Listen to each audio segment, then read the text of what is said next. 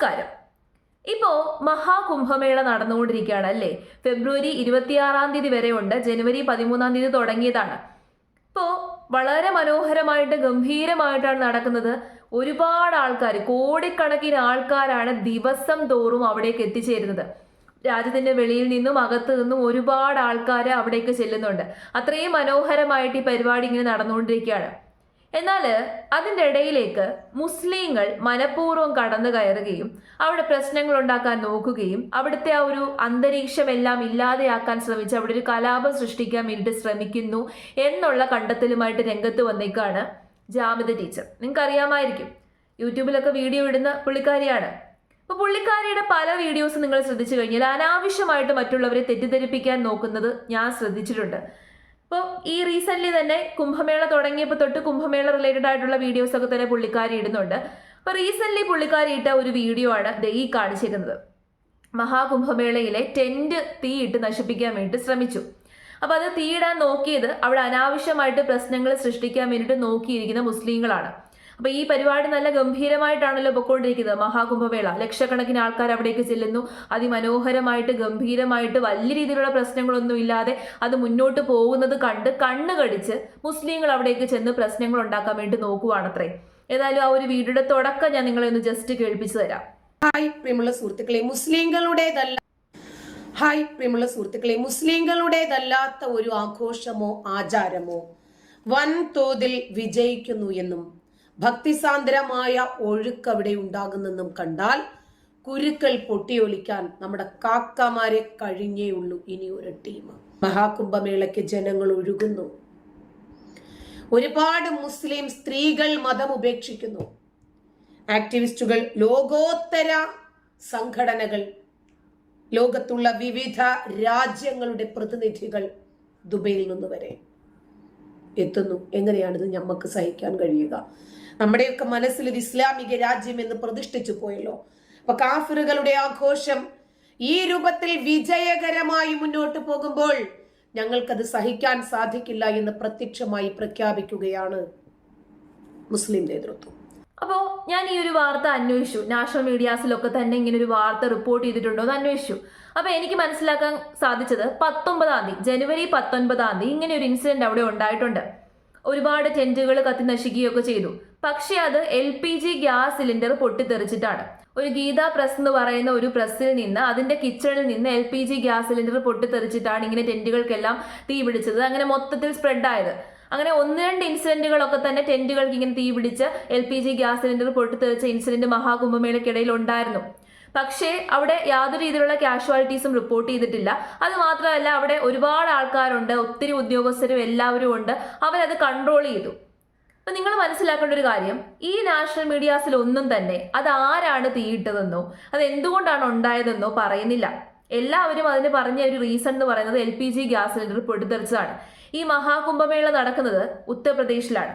ഇപ്പൊ ഉത്തർപ്രദേശിൽ അങ്ങനെ ഒരു സ്ഥലത്ത് കയറി മുസ്ലിങ്ങൾ ആരെങ്കിലും അങ്ങനെ തീ ഇട്ട് കഴിഞ്ഞാൽ യോഗി ആദിത്യനാഥിന്റെ സ്ഥലമാണ്, അവരെ പിടിക്കാതിരിക്കുമോ? പിടിച്ചാൽ തന്നെ നാഷണൽ മീഡിയാസിലും ഈ ന്യൂസ് ചാനലുകളിലൊന്നും തന്നെ അവരുടെ പേര് പറയാതിരിക്കുമെന്ന് നിങ്ങൾക്ക് തോന്നുന്നുണ്ടോ? അങ്ങനെ ഒരു സംഭവം ഉണ്ടായിട്ടുണ്ടെന്നുണ്ടെങ്കിൽ, ഇത് മുസ്ലിങ്ങളാണ് ചെയ്തിരുന്നു എന്നുണ്ടെങ്കിൽ ഉറപ്പായിട്ടും ന്യൂസിനകത്തൊക്കെ അവരുടെ പേരും അവരുടെ ഫോട്ടോസും ഉണ്ടായിരിക്കും, പ്രത്യേകിച്ച് ഉത്തർപ്രദേശിൽ നിന്നായതുകൊണ്ട് തന്നെ.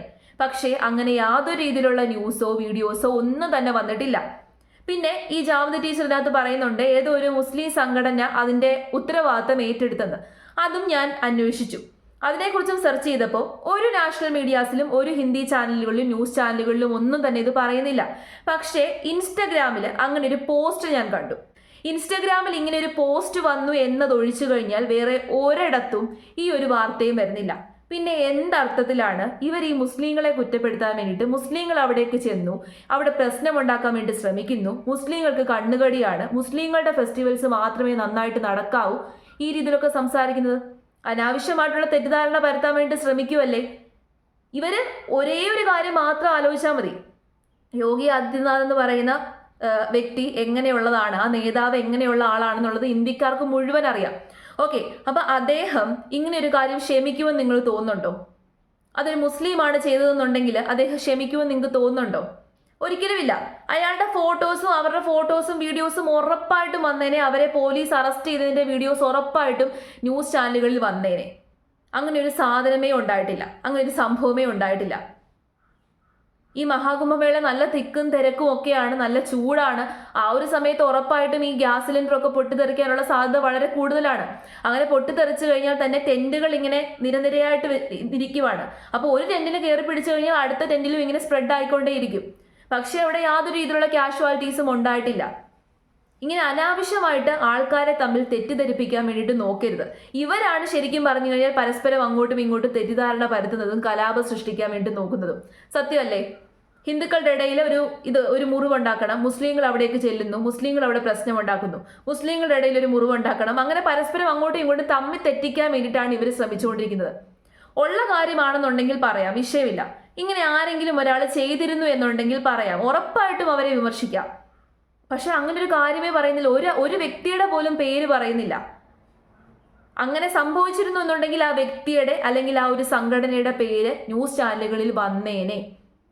100 അല്ല 110% ഉറപ്പാണ്. കേരളത്തിലായിരുന്നുണ്ടെങ്കിൽ വരാൻ സാധ്യതയില്ല. പക്ഷെ ഉത്തർപ്രദേശിലായതുകൊണ്ട് തന്നെ വന്നേനെ.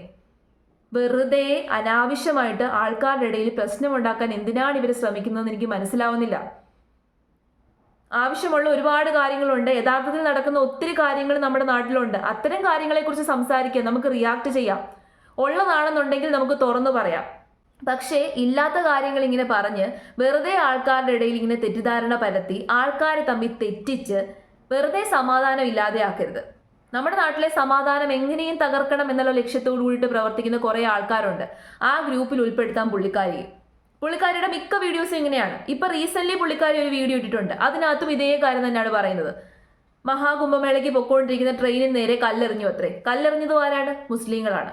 മഹാകുംഭമേളയിൽ കോടിക്കണക്കിന് ആൾക്കാർ വരുന്നത് കൊണ്ട് തന്നെ അവിടെ പോലീസുകാരും പട്ടാളക്കാരും എല്ലാ രീതിയിലുള്ള ഉദ്യോഗസ്ഥരും അവിടെ സജ്ജരായിട്ട് നിൽപ്പുണ്ട്.